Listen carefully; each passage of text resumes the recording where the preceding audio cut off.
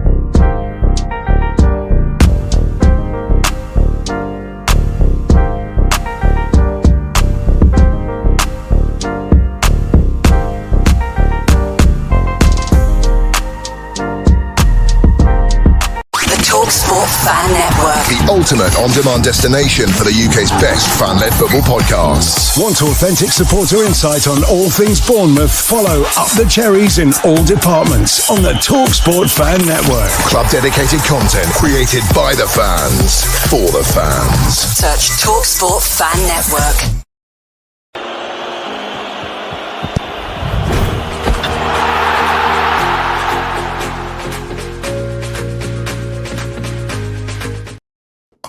Good morning, good afternoon and good evening, Cherries fans from around the world, wherever you are watching this evening. Strange one for us on a Friday night, but we thought we'd add an additional show in because of the fantastic win that we had this week over Tottenham. Co-host, as always, Malcolm Chiverton. Welcome, Malcolm. How are you? Hi, Ollie. Yeah, good evening, everyone. Yeah, all good. Bit cold, but hey ho. It's winter. Also sat here a bit chilly. Yeah. Fantastic result this week. Hence the Cherry Slaps tonight, 3-2 against Tottenham, putting us a point behind them in the table, now 15th. A fantastic result now. Obviously, we're aware I've had an incredibly busy week, so I'm going to let you take lead on the first half. Thanks, mate. That's very kind of you. I think, really should make a start with the lineups, really. I was a little bit surprised with Tottenham. Richarlison was on the bench. Yeah. Obviously, they plenty of injuries that they've got at the moment. And obviously, through the course of the game, there's more additions to their, let's just say, treatment room. But hey ho, we've been there. Happens anyway. Yeah. I suppose in a way, with the lineup that they had, they were going to give us a game anyway. Yeah, and were we surprised with seeing the matchup finally, Kroupy and Eva starting together? Absolutely chuffed to bits, mate. We did call it. Well, certainly I did. Yep, you did indeed. Yeah. That was going to be a good possibility, only for the fact that Cliver got injured. So, what were our options? Basically, it's. I think it was a smart move. It could have gone a bit pear-shaped, but excuse me. In Andoni we trust. Yeah. In Kroupy we trust. So. Yeah, it was a good starting lineup for us. We started off a bit slow, to be honest with you, sort of first 10 minutes. Not quite at it from the get-go. But, Tottenham scored, and perhaps people or fans are thinking, after 5 minutes, conceding a goal is going to be a long old evening, but in a way, it's not a bad thing conceding early. Obviously, you don't want to concede. But if you concede very early, you got loads of time to get back into it. Yep. And only can tweak things, change things in game, or even if it comes to half time and nothing's changed with the scoreline, he can make the changes in the dressing room at half time. And but I mean, it was a really good first half from us, to be honest with you, over the 45. Yeah, I think I had a couple of in the WhatsApp chat, there was a couple of moans and groans, wasn't there? And I think those moans and groans were cleared up in the second half. I think specifically from me, first half was Petrovic, one of my moan and groans. But second half, key standout player, in my opinion, made a ton of saves, as you said. I've actually made some notes here, so it's, and oddly enough, the first one on the list was Petrovic. Petrovic, yeah, fair. I'm interested to know what your notes are. Well, the thing is, I take the positives. Yeah, I know he's not Pepper. All right. Yes, he's made a few errors over the first 19, 20 games. Yep. What do you expect? The defense must also take a share of responsibility as well. Yeah. But then it's gelling together, because obviously if you have a goalkeeper who's a bit unsteady, it's going to make the defense a little bit unsure, what's going to happen behind us, sort of thing. So, but my positives are, in stoppage time in the first half, he got down very quickly for Bergwall on his near post, which has always been more or less his Achilles heel, isn't it? So very smart, very pleased that he actually got down so quick to that. What else can I say? Well, yes, he does tend to punch a lot as opposed to catching. All right. I had a feeling that from the get-go, they were trying to test him. I feel like from the get-go, the first 5 minutes before, what's his name? Mattis Tell. It was the first goal in 5 minutes, I think. And just before that, there had been 2 outside of the box shots at Petrovic, both on target. And I think they were just testing him from the get-go. They were trying to just pop shots off at him to see if he was going to make any mistakes. Well, Bergwall actually didn't he? Very, very early on. Yeah. So yeah, it could be right. But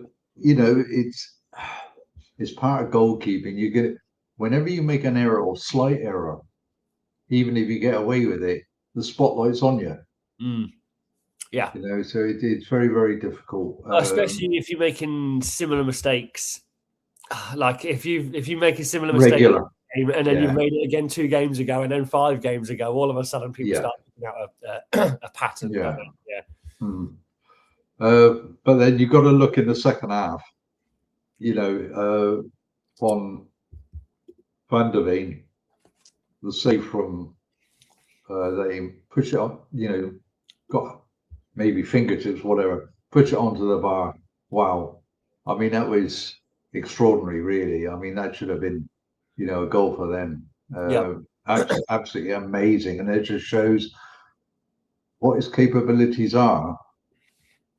But the defining moment for me was probably almost the last kick of the game. Which we'll come to. Hold your thought on it. We'll come to it. Okay. Only because there's a couple of other things. I mean, obviously, all right. It's only because we were talking about Petrovic. Honestly, it's the most exciting thing of the. Honestly, it's almost a dream, isn't it? Like the way that it's all panned out for him. I'm going to come to it. I feel like it deserves its whole segment. So are we talking about the same player? We should be, yeah. Petrovic. Oh no, I'm talking about the. Oh well, there we are. You see. Okay. Please continue. Go on. Final kick of the game. Yeah, exactly. Final kick of the game, and Tottenham had a corner, and they threw everybody up for Cario as well. That's right. Yeah, and they looped this corner in, and Petrovic out-jumped everybody and actually caught the ball. And I mean, the cheer that went up, it was as though Bournemouth had scored a goal. And he had players around him straight away, patting him on the back.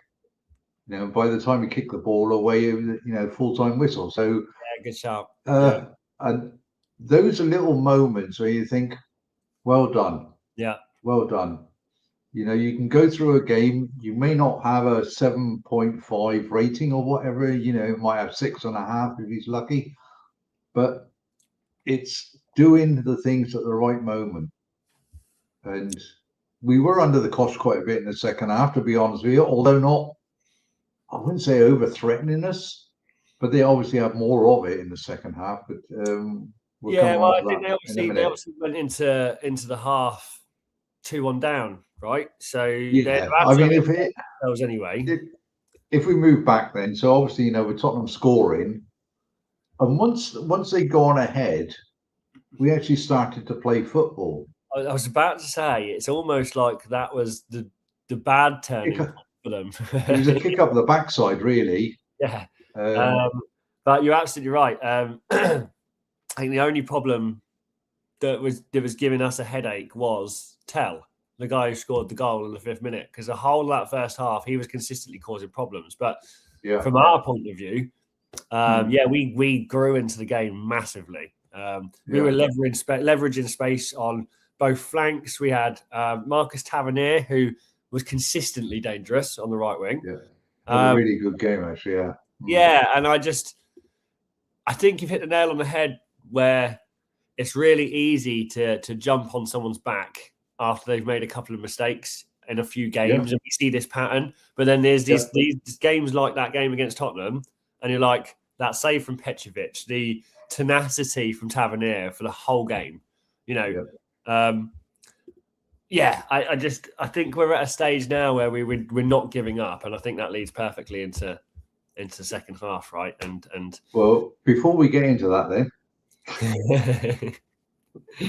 I mean, you asked me to take the lead on the first half. Okay. All right. Now I've picked out Jimenez. All right. He could have helped a little, maybe, with the goal we conceded from Tell.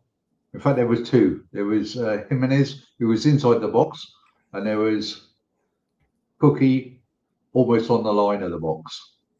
All right, when Tell, he actually turned James Hill, and those two were actually looking. They could see Tell coming towards them. Surely they'd have realised that James Hill didn't have a cat nail's chance of catching him, and he obviously couldn't bring him down. One of them should have made a decision to go to maybe block something off. I mean, it's not a criticism; it's just an observation. Yeah. All right. So maybe, okay, Tell did his job. He put it right in the corner. I mean, I'm not going to even blame Petrovic for it, although probably, lots of fans say, oh, what's he done there? Come on. Yeah. It's football. It's football, and it happens. If it had gone through his fingers, I'd have said, yeah, he'd have messed that up, but it didn't. So... Well, there's some comments on that. So Sean is in the comment section and says Petrovic couldn't do a goal kick. It was ridiculous, but his saves was also a large reason why we won. Absolutely. I agree with that. Yeah, I think he was. Well, actually, it was. You mentioned our group chat. Yeah, so I'll put it out there. Darren said, his distribution was woeful. Yeah. In the second half. But hey ho, were they a little bit frightened to play it out from the back? I mean, we did occasionally do it. I suppose. I'm not sure. I don't know. I think obviously there'd be concerns. I think the one thing that Petrovic was good at and known for was distribution. Right, really good at being able to distribute the ball from at the back of the field. But it seemed that yesterday it was a bit off that. And again, it's whether you want to jump on the pattern, right? Because it's not the first time. So, but then and it's really hard to sum up because is it a training issue? Is it does he just need to be pinpoint delved into and go, right, this thing is an issue, but you're really good at these 5 other things?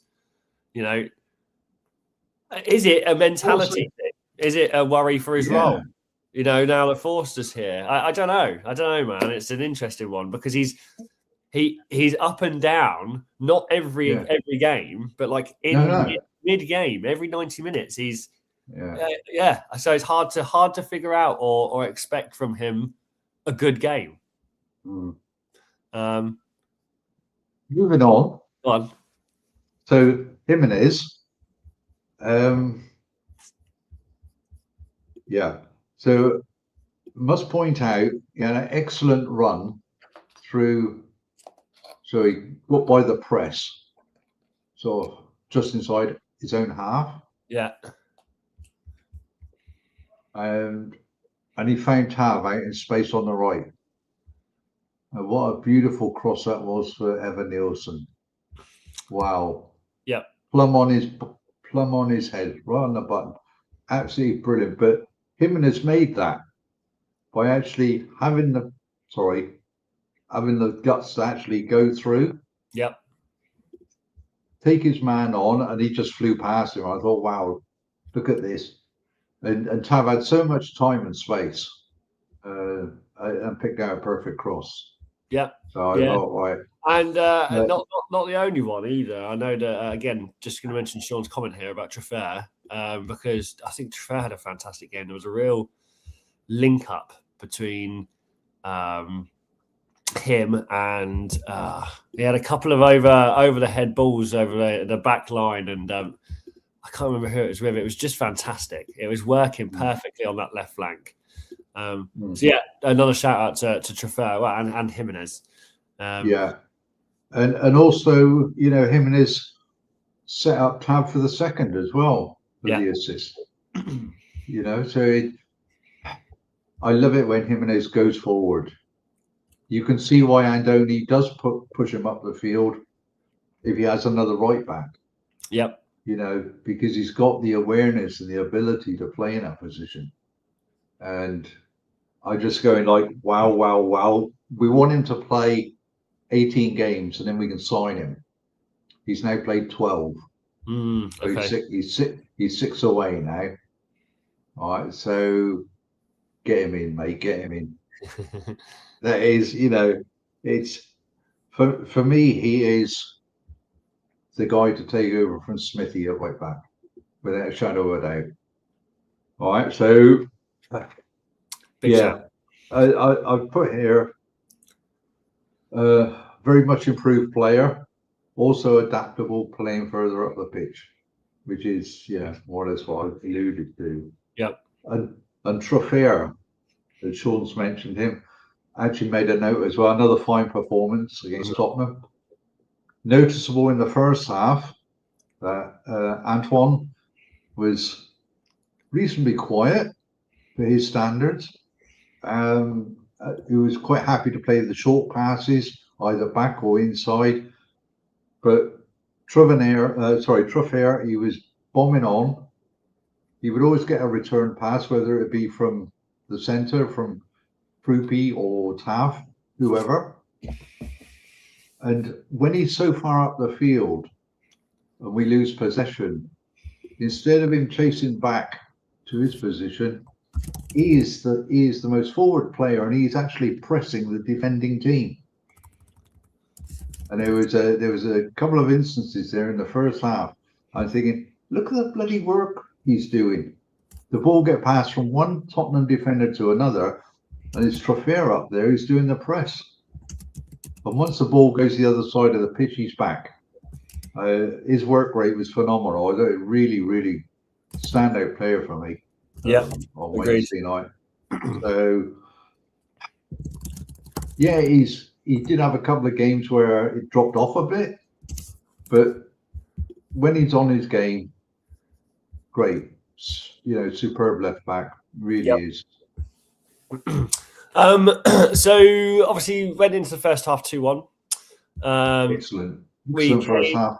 Came out of it, and Mickey van der Ven, is that his name? Mickey van der Ven.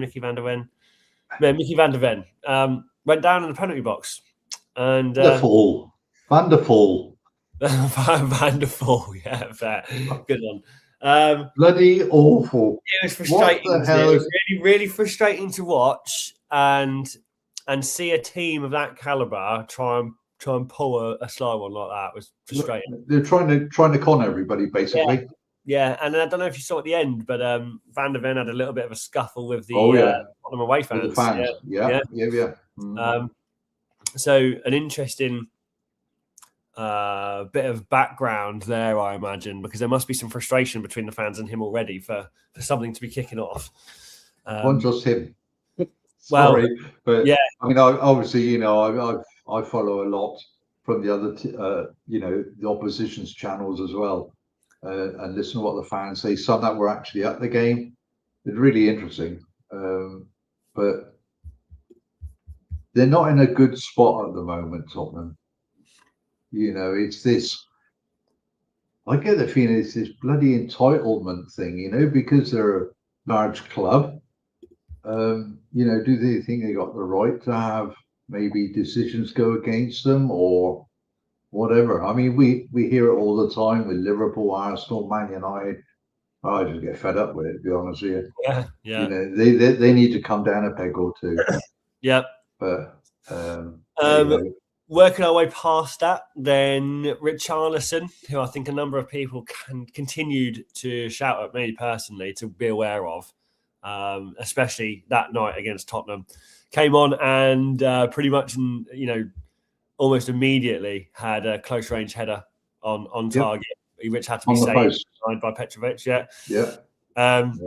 And that was another. So as we go past the penalty, 78th minute, it was an equaliser from João Palhinha, which was an absolute stunning goal. An absolute goal, a goal that I don't think I've seen for a couple of seasons at least. If anyone hasn't seen that, please do go back and watch that goal, because out of everything that game, that was outstanding. That was wasn't it? It was almost like, oh, bugger, 2-2, but wow. Like really wow. How very ironic after that. I mean, I was like really thrilled to see that, because it's football, and you want to see something special, and that was very, very special.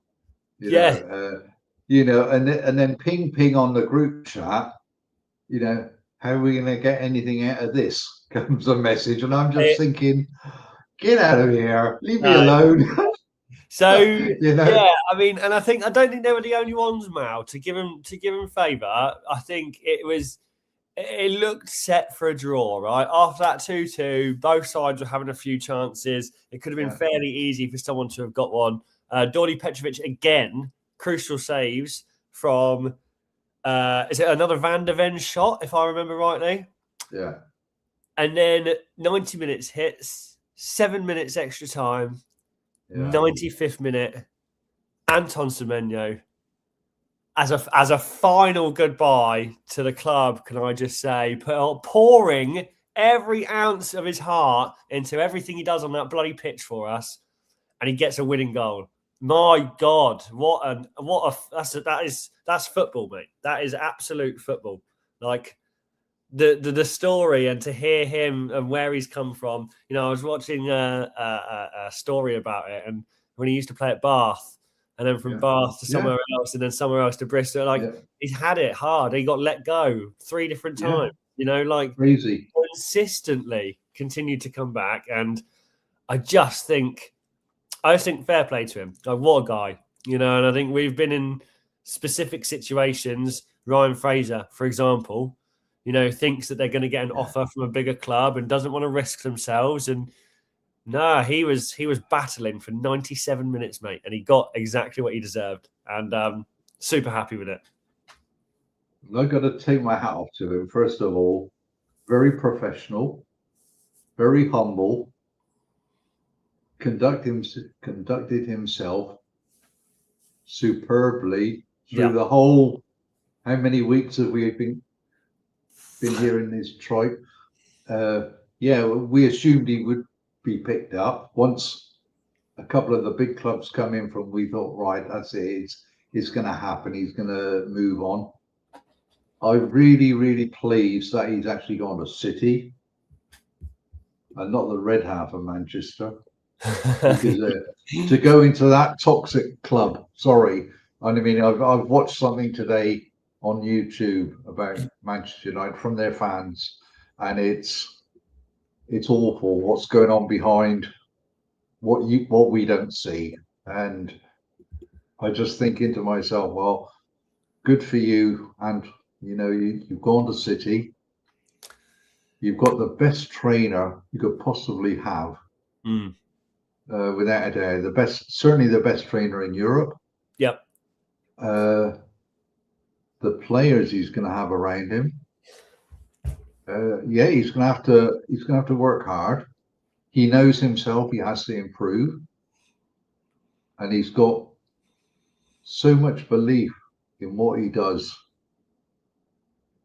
to make this step up. And I think, but first and foremost, as a bloke, very, very humble. His club, the management, the staff, the fans, and the community. He's embraced everything that you would expect a professional to embrace, and the way he's gone about it, it's just like superb. What can I say? Well, good luck. Just very good luck to him, and hope it works out. I do want to. There's a couple of questions that I've got for you on his move. So I do want to come back to that in a moment. I want to wrap up the Tottenham game. So obviously after that, as you said, there was a bit of intensity from Tottenham, which kept us all on the edge of our seats after the Semenyo goal. And crikey, they were going for it, right? Goalkeeper up into the box. All 11 players ready for the corner to be taken. Petrovic making another fantastic save and ensuring us the 3 points, essentially. Brilliant, absolutely brilliant. And I think it was something that we really needed after 11 games without a win, which has been tough. We've been getting there, mate. Yes, we have. The last two performances, Chelsea away and Arsenal, we could not have asked for more from our team. Yep, agreed. And that for me was the stepping stone. They've just got to reproduce that form against Tottenham and see where it takes us. Yes, you need a bit of good fortune along the way. You always do in a football match. All right, but those two performances for me was like the groundstone for the performance against Tottenham. Okay, we only really played good in the first half, but we had to play ugly in the second half, and we did play ugly. Yeah, yeah, and bear in mind, I mean, this is off the back of 4-4 at United, 0-0 at Chelsea. Like we have been holding 2-2 at Chelsea. 2-2 at Chelsea. We have been holding our own, essentially. We just haven't been getting the points on the board, which is why we've been looking negative. But fantastic result. Not going to take anything away from that day. We are now 15th, 1 point behind Tottenham, 4 points ahead of Leeds. So we're okay for, a game at least. Bear in mind, for the rest of January, we have Brighton on the 19th, Liverpool on the 24th, and Wolves on the 31st. So you'd like to expect... I'm not expecting... Ollie, I don't expect. I just take each game as it comes. You do. Come on, you do. Yeah, you do.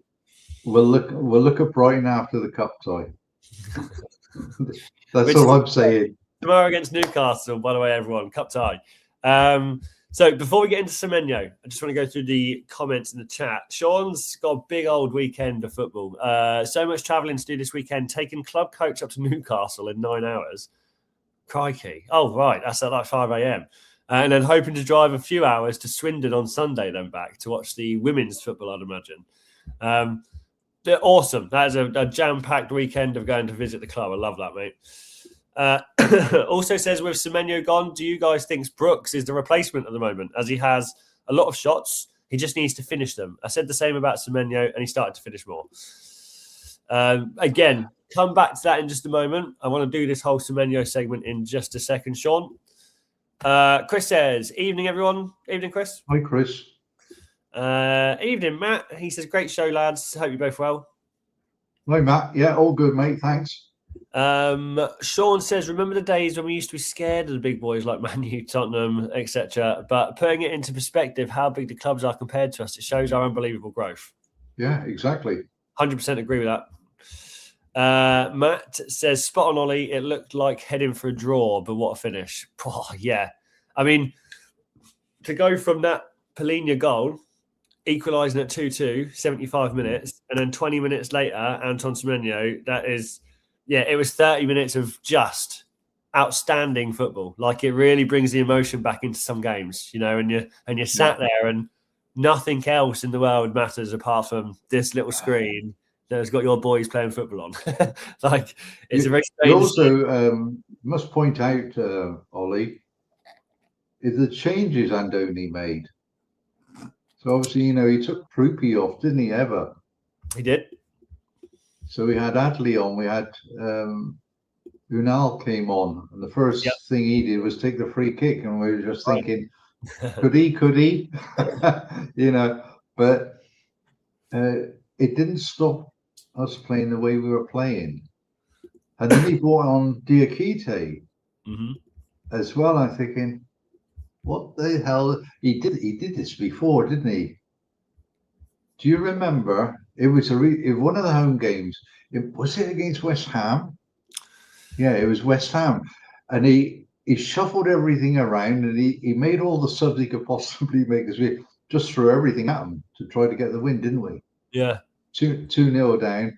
And it was just so obvious that West Ham wanted to sit back. They had no intent of attacking.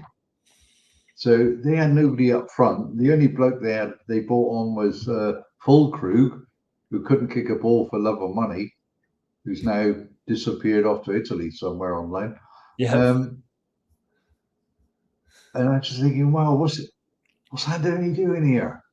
He took off, was it Senesi or something stupid, something absolutely ridiculous. You would never think he'd do it, but that's his plan. That's his chaos, isn't it? And we still keep playing the same way. And I'm just thinking, wow, this is unbelievable. And we were trying. They weren't as clear cut. But wow, when Brooksy fed that ball back to Semenyo, he had more than enough space. He knew exactly what he was going to do. And I was just so happy for him, because what a way to finish off. It's a good goal as well. Excellent. But it was in the script, wasn't it? Yeah. For him. He prays. He's a believer. Yeah. Good luck to the guy. And perhaps somebody up there was watching over him saying, come on, my son, you can do this. This is your moment. It's your moment. Exactly that. Yeah. Go and show him why you deserve this move. I'm going to ask you a question now. Not easy, but do you have a favourite goal of his? Oh. I mean, there are a few to choose from. You immediately can't get out of your head the solo run against Liverpool. That's just fantastic. From 30 inside yards its own half, first half, all the way to the outside of their box. A little shuffle inside and a shot into the right. It was just fantastic. All the goal against Fulham, the solo effort to the byline. Yeah. No. Yeah. Yes. Yeah. Where he cuts in, and Meggs is the guy onto the. Yeah, I know exactly what you mean. Yeah, fantastic. There's a few. There's a few that he's got. I mean that is a standout for me. Yeah. Because it was individual brilliance. That. Yeah. I'll be honest. I don't know if Semenyo deserves his own show. To be honest, we need to do something on him, don't we? Because, I mean, firstly, now that we're getting to the Semenyo segment, I'm a tad concerned for him. I think it's fantastic. Don't get me wrong. I think it's brilliant. I think it's exactly the move he deserves. Do I think it's going to be entirely beneficial for him? I'm not 100% set yet. Well, we won't know, will we? It's an unknown. Yeah. Will City keep all their players? I mean, there is talk of Bob going, Oscar Bob. Yep. So that will create one space. Mm-hmm. Pep knows that he could play Semenyo on the left or the right. I'm really excited to watch him in a City shirt. Not only you. Really excited to see him in a City shirt. My only hope is that the fans, that their expectations are not too high. Wow. Give him time. Yeah, I mean, I think that's a big hope. It's similar to Liverpool with Kirkes, right? Yeah, I mean, you got a point, but Enormous. They were astronomical for whatever reason. They thought that this guy was the God-given grace that Bournemouth had somehow spawned, and they wanted him. And there was no one else that they wanted to replace that position. And they got him, and immediately it was lackadaisical. It was underwhelming, you know. Yeah. It's very difficult because it's a totally different setup. You have a different culture. You got different players. So, you got all your mates at Bournemouth who you've grown to love them. You work together as a very close knit. I'm not saying you go to Liverpool and they're not close knit. Of course they are. But it's a different culture. And then obviously a different trainer, different system. Yeah. So you're going to have to learn to change the way you play. All right. It is what it is. You've got to adapt very quickly, take it all on board. And he's still young enough. And I'm sure come next season, you'll see a different Kirkes playing for Liverpool. Yeah. Think, fair. Yeah. But very, very difficult. He won't let himself down, Antoine, not a Man City. He certainly won't. We know what he's capable of, and he'll push himself as well. Yep. He's that sort of person. So it's how he links up with the players around him. Yep, absolutely. And he is a very easygoing guy, So they should be able to talk to each other, shouldn't they? Was this to be expected? Obviously, with some of our recruitment efforts, Gannon Doak on the right-hand side, Adley on the right-hand side, obviously neither of them really properly coming into fruition yet. But what was this half expected? And has it almost been planned for with these bits of recruitment, do you think? Maybe. Very surprised that it's, for me, I would have liked him to stay to the end of the season, personally. That would have been my choice. But you get one shout, don't you? Yes, you do. Yeah, I don't think. I think it's hard to turn down going from 65k a week up to what was it? I think 140. Whatever. Which is, almost 2.5 times. I know he's not monetary related, but a figure like that is enormous. Firstly, career jump is massive. It ticks all the boxes for him.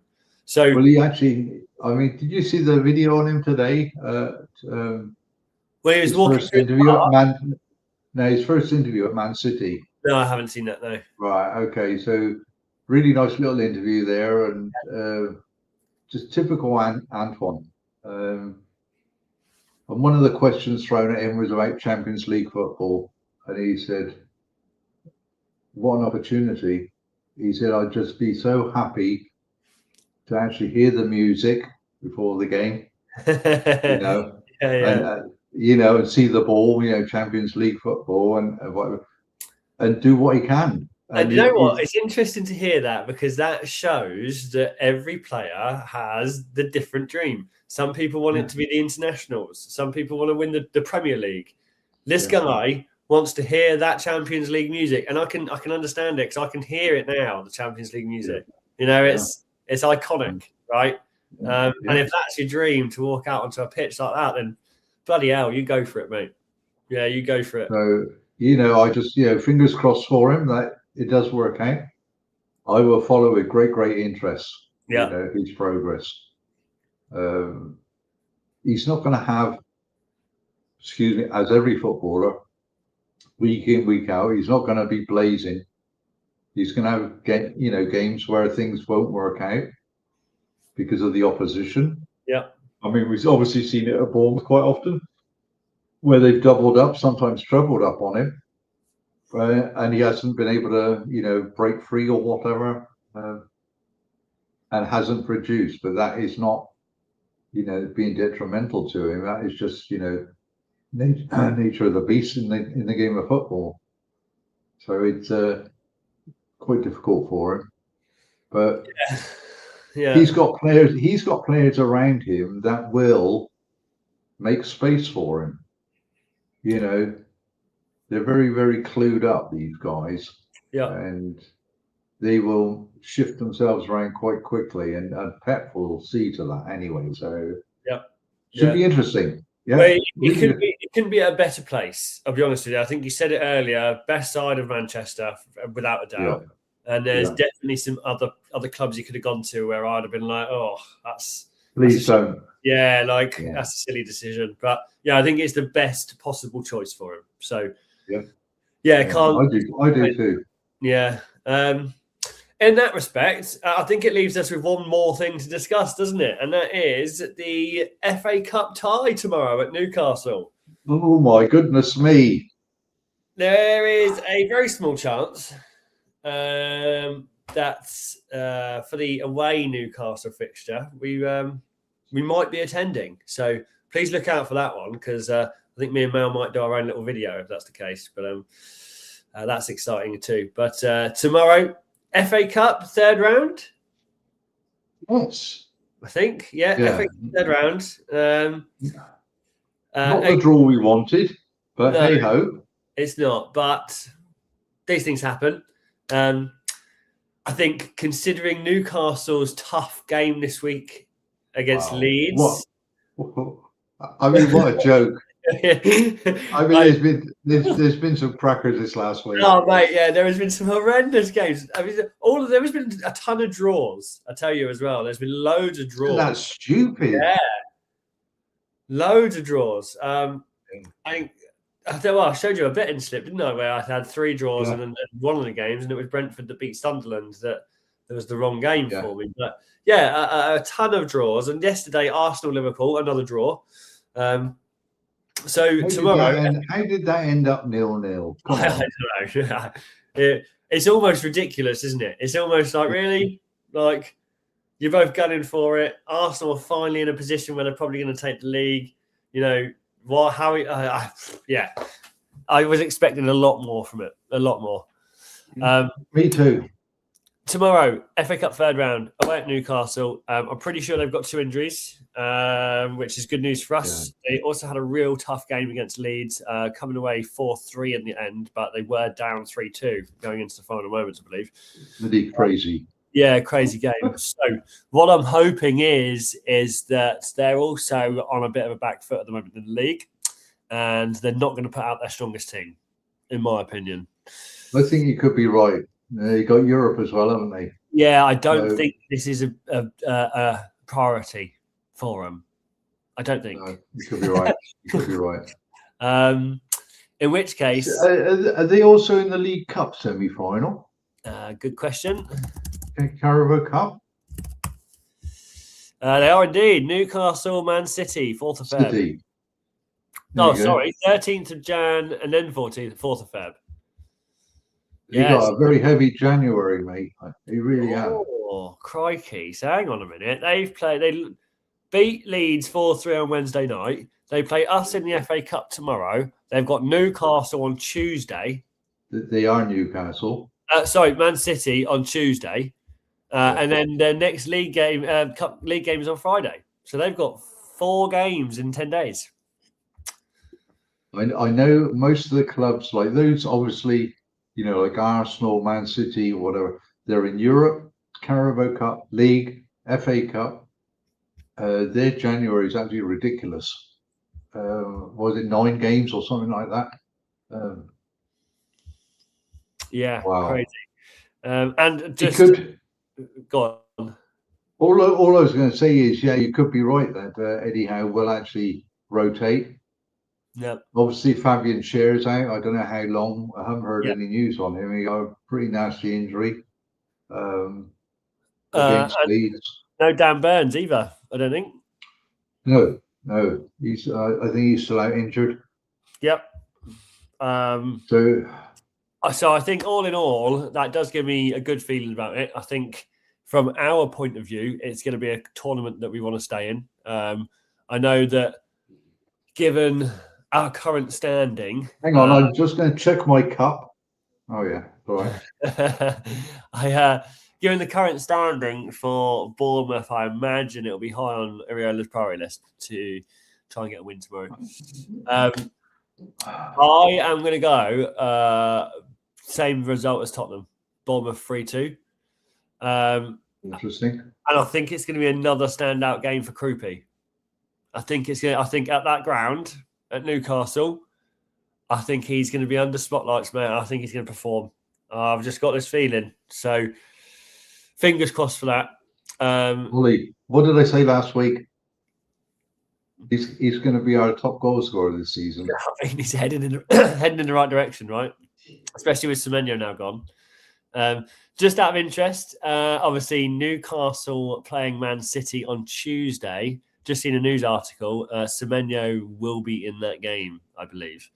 So that'll be his first. Is he allowed to? He is indeed, yeah. So he has been cleared to play in the Carabao Cup for Man City on Tuesday, the 13th of Jan. Oh, okay. Which means, I imagine, because he's been cleared, chances are that's where he'll get his first lot of minutes and not in the Prem.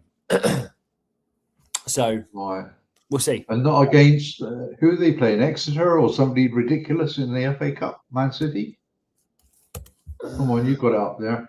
Exeter City, 3:00 tomorrow. Yeah. Yeah, good. I wonder if he'll play in that. He might get a run out. I don't know if he, I mean, it's a good question. He might. Yeah, he might. Who knows? Who knows? Yeah. I'll certainly be looking. I've actually got a starting lineup for a Newcastle game. Oh, have you? Go on, I haven't. So give me yours. I didn't think you would. Right. One change or a couple of changes. Fraser Forster in goal. Yep. Interesting. Interesting. I'm gonna keep Jimenez at right back. I was thinking about putting Smithy in, but I think they might go with possibly a pretty stronger or a strongish starting 11. Right. So Jimenez, Milos. Yeah. Senesi and Trafford. Yeah. Hook and Scott. And then the front four, Brooks, Tavernier, Krupi, and Eva right up front. Nice. That's good. Yeah, decent. So with Petrovic in goal, sub-keeper. James Hill, Soler, Adley. Oh, we're not sure about Soler yet, are we? There's talk about him going out on loan. I don't like the idea of that. So Adley, Unal, Reece Dottin, Diakite, Smith, and Christie might actually make the subs bench. Yeah, Andoni did say we're down to 14. So, it's a question of maybe put a couple of academy players in on the bench. Yeah, definitely. We've constantly got Reece Dottin on the bench, haven't we? We've constantly got a couple of others ready, I think, and available. So, that's definitely the last time they went up to Newcastle, they had a lot of kiddies on the bench, didn't they? Did indeed, yeah. We brought a lot of kiddies out as well, actually. There was... Oh, yeah, you've just reminded me. That was a fantastic game with, if I think, 3 academy players. Is that right? They got subbed on. Yeah, they all got subbed on. Yeah. That's right. And it was a striker, the young lad. Can't remember his name. Ryan, something. Yeah. I know you mean. I can see him. Ryan Winterburn. Winterburn was one, yeah. And there was 2 others. But yeah, I remember this game. Fantastic game. And we won as well. And I'm pretty sure Winterburn scored. Are we talking about the same game? I'm talking about Newcastle last season.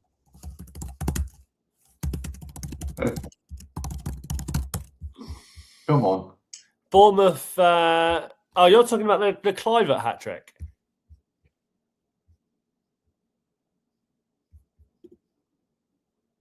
Talking about the Clivert hat trick? Yeah. Yeah, January. Yeah. So that was January last year, 2025. But I think we only had, like I said, maybe 11, 12 players max. Yeah. And the rest were kiddies on the bench. Yeah. And Yeah. I think he subbed 3 on. Yeah. If I remember rightly, I did. Absolutely ridiculous, but that just shows you what this club is about. And the way that we're going as well, this didn't used to be us. We didn't used to play like this. We didn't used to get this kind of excitement, this kind of intensity in games, this almost Spanish football. It's almost got a kind of Latino feel to it, hasn't it? The way that Brazil used to play, or you see Argentina play. It's very kind of intense, over to the flanks, big, quick crosses in. It's interesting. It's nice to see. It's good. Yeah. I've actually, we're going to be running out of time, but yeah, I did want a quick word on Andoni to finish off, if I may. Yeah, go for it.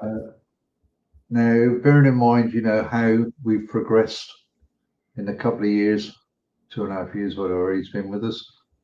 Last season, obviously superb. And it made probably managing and coaching for him made it quite easy. Obviously, it isn't easy, but when everything works, it's great. Yeah. Now, this season, obviously, it's been after the start was really superb, but he's gone for a really, really tough couple of months. The last time they won was when we went in October against Forest. Yeah. Right. And then did we put the jinx on them? And they couldn't win anything for love of money. Obviously, there were a couple of bad performances and everything, but this shows what Andoni can do. He's had to really dig in, show what he's about, managing and coaching the team through this very, very difficult period. Yeah.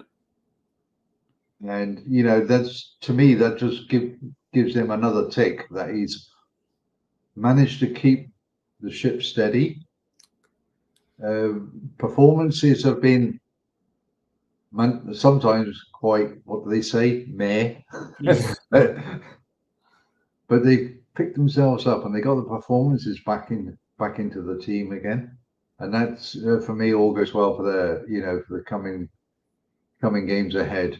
Sure. So I'll take my hat off again to Andoni for what he's done with his coaching staff. Thank you, with his coaching staff and turning everything around. And like I said, we're believers anyway. We trust the process. We believe in what they're doing. Through all the noise that goes on around, it does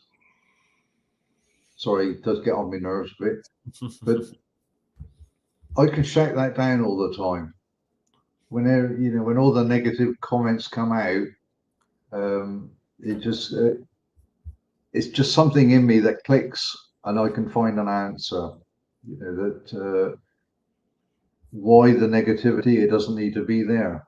Yep, agreed. And we got a stranger in the camp. Ollie and Malcolm. Hi, Paul. Today we'll rewatch show. Good to see you guys. Heatwave conditions here. Paul from Oz. Nice to have you on, mate. It's different time and different day, so I'm not surprised that you're this is an extra one tonight. Yeah. We've thrown everyone off a normal weekly schedule here. We're never on a Friday night. No. Just to let you know, Paul, -7 here, and if I was to go outside with the wind chill factor, it'll be a little bit colder. So, but I'm not going out. It's not that cold here for me. And for North Wales is 2 degrees. You go out in shorts and t-shirt with that. Yeah, I'll pop out in a minute. Actually, get a bit of fresh air. I think we're going to have to knock it on the head because somebody else has got a show to do, mate. Yes, sir. On that note, we do have another show being created tonight. What is it? The Dean Court Social this evening? No, it's the transfer show. Transfer show. Sorry. Apologies. That'll be coming up soon. I think half an hour. Fantastic. So, yeah. Obviously, keep your notification bells on for everything that gets posted. Thank you all for staying tuned for the hour-long show almost that we've done. Fantastic to be back to another win on the board and to end our winless streak. Huge shout out and all the love in the world to Antoine Semenyo. And as always, up the cherries, and thank you, Mal. My pleasure, Ollie. Up the cherries, mate.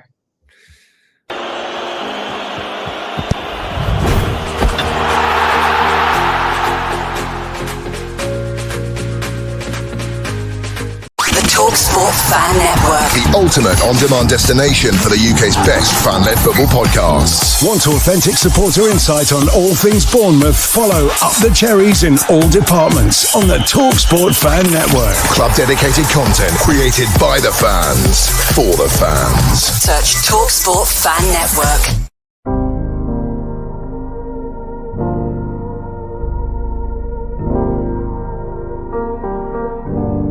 I should be like you, Mel.